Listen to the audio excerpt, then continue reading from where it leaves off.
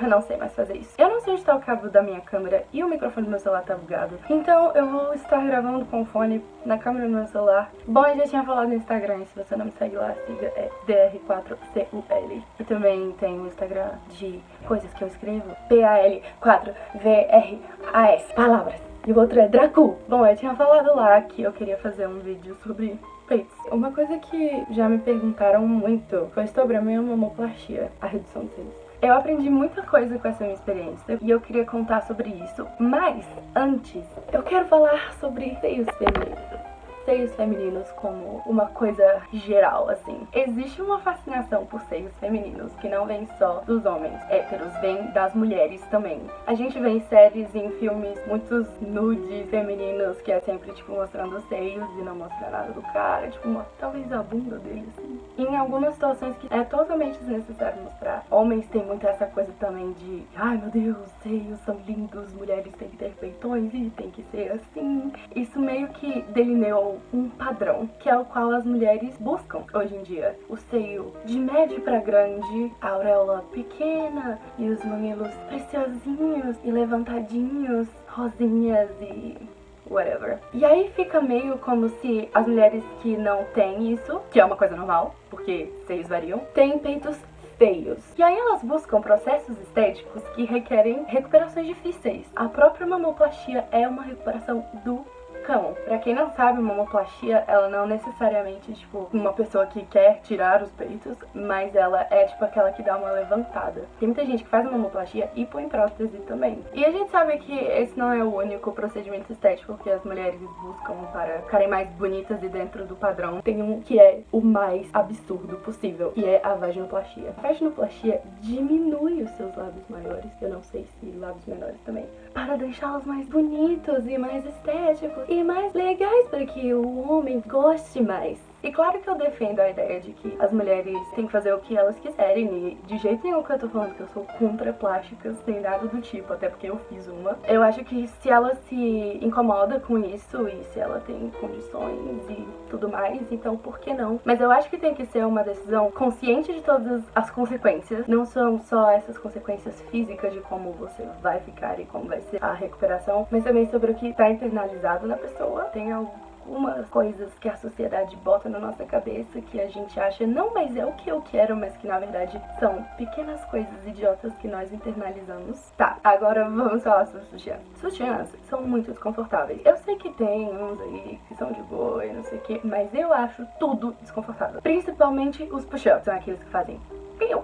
e que, gente, eu não vou mentir, sutiã é bonito. E eu uso top pra dançar também, porque, né? Fica difícil. Mas assim, mulheres de seios grandes têm que usar sutiã, meio que não existe outra alternativa, porque se você não usar, as costas doem, os seios mesmos doem, é muito ruim. E é difícil achar sutiã do nosso tamanho, não que eu sou agora, mas enfim. E sutiãs bonitos e confortáveis. Eu usava um da Victoria's Secret que eu tinha, que ele era push-up, e assim, ele me machucava de um tanto que eu tinha um afundamento aqui. E da alça do sutiã também. O que foi uma das coisas que me conseguiu passar algumas partes da cirurgia pelo convênio. Aqueles ferrinhos que tem no sutiã aqui embaixo, às vezes aqui do lado, são coisas que, véi, machucam muito. Eu não sei, assim, como você se sente com eles, porque tem muita gente que acha de boa, mas desde que eu fiz a minha cirurgia, que foi em fevereiro de 2016, eu parei de usar sutiã. Assim, depois que passou, que eu já tava recuperada, eu fiquei super animada e eu fui lá e comprei muito sutiã. Sem ferro, porque eu já tinha abolido o ferro da minha vida,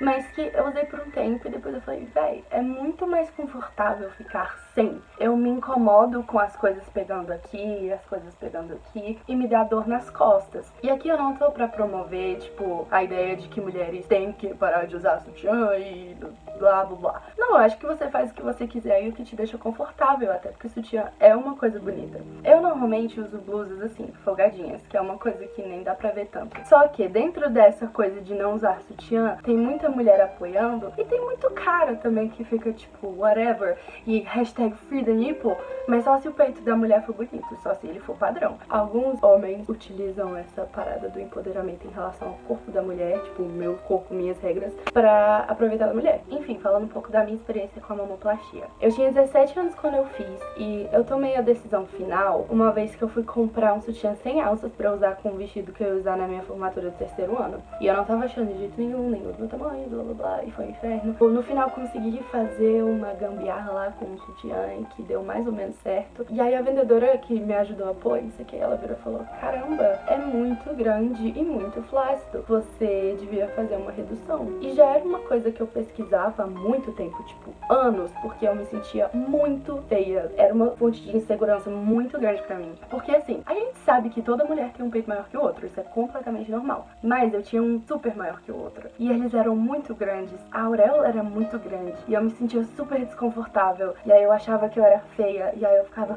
imagina quando eu for ter relações íntimas com alguém e a pessoa vê isso, ela não vai gostar de mim e vai me achar feia e não sei o que. E aí a minha mãe virou e falou: não, vamos ver isso, não sei o que. E assim, eu tava super animada, eu tava meio temerosa, mas meu maior medo não era a cirurgia em si, e sim a anestesia geral. E eu achava que eu era imune porque a mulher pôs a máscara em mim. Aí você tá funcionando, eu sou imune. Aí eu caí morta e depois reacordei. Semana antes da cirurgia foi muito cansativa porque eu tinha que fazer vários exames. E foi feito no hospital e eu fiquei um dia lá, uma noite, com uma moça me ajudando. E aí ele pôs tipo um gesso assim. Aí quando eu fui embora, tiraram o gesso. Aí a moça refez o curativo e eu vim pra casa. E assim, a recuperação é muito difícil. Você não pode mexer os braços, você não pode fazer esse movimento, nem esse movimento, nem esse movimento. Então literalmente você fica assim, ó. E eu sempre tive muitos problemas nas costas. Eu fiz uma ressonância magnética antes de fazer a cirurgia, deu que eu tava com produções aqui na cervical e com uma hérnia na lombar. E foi um dos motivos também de eu ter conseguido algumas coisas pelo convênio, porque eu tinha crises de dor antes de fazer a cirurgia. Às vezes, eu juro, eu olhava pro alto e eu pensava, eu não consigo acreditar no tamanho da dor que eu tô sentindo. E isso piorou depois da cirurgia, porque você não pode dormir de lado, nem de bruços, né? Então só podia dormir assim, né, de barriga pra cima e doía de um jeito. Caso você faça, você vai depender de uma pessoa por, no mínimo, 3 semanas. A minha mãe me dava banho, minha mãe me levava pro banheiro, minha mãe me dava comida na boca, minha mãe me ajudava a levantar, minha mãe me ajudava a deitar. E aí foi quando a parada começou a degringolar. Eu não cuidei direito do jeito que eu podia ter cuidado da cicatrização. Cicatrização. Eu ia lá todos os dias na clínica desse meu médico fazer uma fotomodulação, que é um negócio lá que ajuda a cicatrizar. E aí acabou que teve um momento que os pontos estouraram. Não doeu, eu não senti nada, mas eles tentaram consertar com o negócio lá, mas depois eu tive que refazer os pontos. E a partir desse momento eu fiquei muito deprimida. Eu tinha passado pra faculdade e eu tava super animada pra ir. E eu não tava podendo ir no começo, tipo, eu queria super viver a minha vida de caloura. E eu não vivi a minha vida de caloura porque, enfim, eu faltei muito no começo por causa da cirurgia. Minha mãe tinha que me levar e ficar lá comigo e fazer todas as coisas por mim. E também no musical, que eu tava super animada. Eu tinha acabado de passar pra turma avançada. Eu tava super, assim, querendo fazer as coisas. E aí eu fiquei muito deprimida. Eu chorava todos os dias, de, tipo, soluçar, assim. Ainda mais que a minha autoestima tava muito lá embaixo, porque eu não tava conseguindo me cuidar, o meu cabelo tava num limbo, assim, de crescimento muito escroto, e aí eu tava com a minha franja, e a minha franja ficava assim, e o meu cabelo ficava assim, e... ai, eu me achava muito feia, eu engordei, e eu não sei dizer se isso foi o White Girl Problems. Eu tive uma legião dos produtos que ele tava passando, foi uma das coisas que contribuiu pros pontos abrirem também, e aí eu acabei indo ver uma outra opinião de uma médica amiga da minha avó, e aí ela me ajudou, e aí cicatrizou e tudo mais. E aí, gente, hoje em dia, obviamente, tá tudo cicatrizado, faz tipo 2 anos e meio. Por causa dessa zoa toda, a minha cicatriz ficou larga e funda. Ela não tá tão funda mais, mas ela não é uma cicatriz perfeita, ela é uma cicatriz que me incomoda bastante. E aí, tem uns 2, 3 meses, eu fui a essa médica, e aí ela foi olhar a cicatriz e ver tudo, e ela virou e falou: cara, você emagreceu muito desde a cirurgia, o seu peito cedeu. E aí ela queria que eu refizesse a cirurgia e pusesse prótese.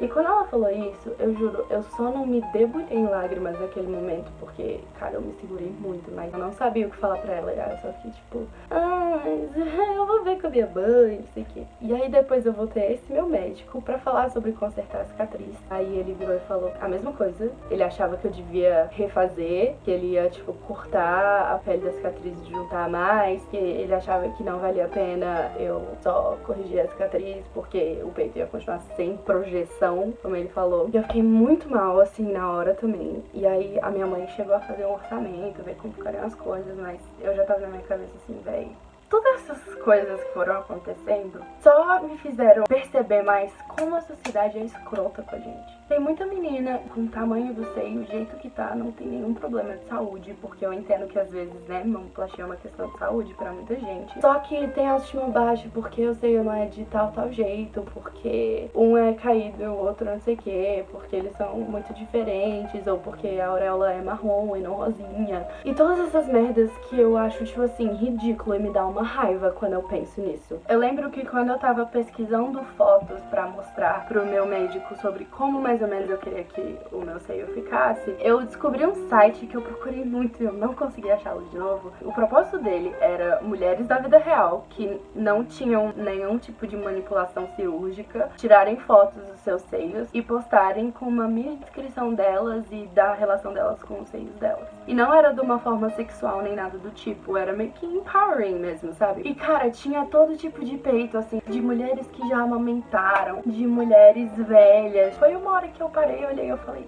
às vezes eu olhava, gente, o meu parece aqui. E a pessoa tá bem com o peito dela, tipo, por que eu tô uma merda com o meu? Eu acho que eu poderia ter uma vida de qualidade com o meu peito antigo. Era só eu aprender a lidar com ele. Não é segredo que existe uma misoginia intrínseca na sociedade, inclusive das mulheres, que não significa que você seja uma pessoa ruim ou pior do que outras mulheres porque você ainda quer seguir certos padrões, porque você quer pôr silicone ou porque você gosta de passar maquiagem. Mas é uma merda porque, tipo assim, a mulher tem que ser de um jeito, senão ela é feia, senão ela é nojenta. Se ela não tiver a vagina de certa forma, tem que fazer vaginoplastia, porque senão nenhum homem vai gostar, nenhum homem vai querer transar com ela. O que eu quero falar nesse vídeo, o cerne da questão, é que, mulheres, façam o que vocês quiserem, porque vocês podem, tá bom? Mas tenham consciência das decisões que vocês estão tomando. Vejam se isso não é um preconceito seu em relação a si mesma e às outras mulheres. Quando você estiver vendo mulheres na rua e você vira alguma sem sutiã e você pensar, ai meu Deus, tipo, pensa, por que você tá incomodada? Ou se você perceber que ela tá sem sutiã e dá pra ver que forma do peito dela não é o convencional, você fica, ai não, meu Deus, olha o que ela tá fazendo, que nojo. Pra não usar sutiã, pelo menos ela tinha que ter o peito bonitinho, né? Pensa por que você tá pensando isso. Reproduzindo comportamentos misóginos que a gente vê na sociedade, que a gente vê em filmes e em séries, em pornografia também, porque ninguém é obrigado a ter corpo de atriz pornô, porque aquilo não é real. E então, assim, você tomando consciência de todas essas coisas, saiba que você não precisa fazer nada pra agradar um homem, tipo, nada mesmo. As coisas que você faz em você esteticamente, bitch! Tem que ser única e exclusivamente pra sua felicidade e pra sua segurança e pra sua autoestima, sem levar em consideração o que os outros vão achar, sem achar que você vai ter mais valor. E aí, enfim, gente, histórias são histórias. Conheço gente que fez mamoplastia e foi ótimo, mudou a vida da pessoa pra 1000 vezes melhor, que me dá raiva também, às vezes, quando a moça tá amamentando no meio da rua, tá dando comida ao seu filho, daí você fala, não, é um atentado ao pudor da família tradicional brasileira. Vocês vão sexualizar o peito da mulher até quando ela tá alimentando um bebê. Você sexualizar o bebê tá mamando no seio da mãe é muito problemático. Vocês entendem isso? Enfim, obrigada por assistir. Também me fale a sua experiência com cirurgias e procedimentos estéticos e blá blá blá. É isso, gente. Tchau!